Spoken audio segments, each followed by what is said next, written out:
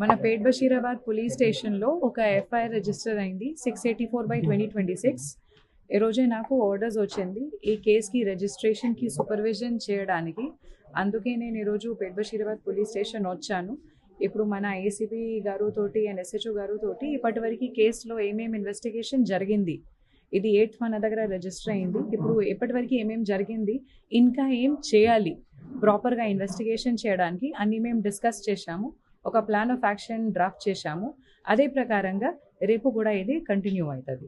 Victim statement already ఒకసారి record అయింది, అది కూడా నేను చదివాను. ఇంకా ఫర్దర్గా మేము ఇంకా దీనిలో కొన్ని ఇన్ఫర్మేషన్ ఇంకా మనకు కావాలి.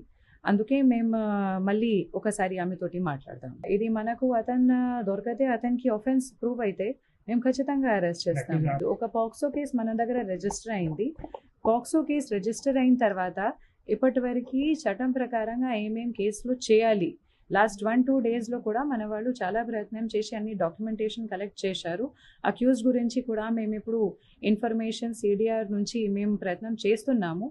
మనకు దొరికితే అతన్ని మేము ఖచ్చితంగా పట్టుకుంటాం. నా కోసం ఇది మన పోలీస్ స్టేషన్లో ఒక పాక్సో కేసు రిజిస్టర్ అయింది. ఇది విక్టిమ్కి ప్రాపర్గా జస్టిస్ ఇవ్వడానికి మన బాధ్యత ఉంది. కేస్ కంప్లైంట్లో ఏమేమి ఉంది అది అన్నీ వెరిఫై చేసి ప్రాపర్గా ఇన్వెస్టిగేషన్ మేము చేస్తాము.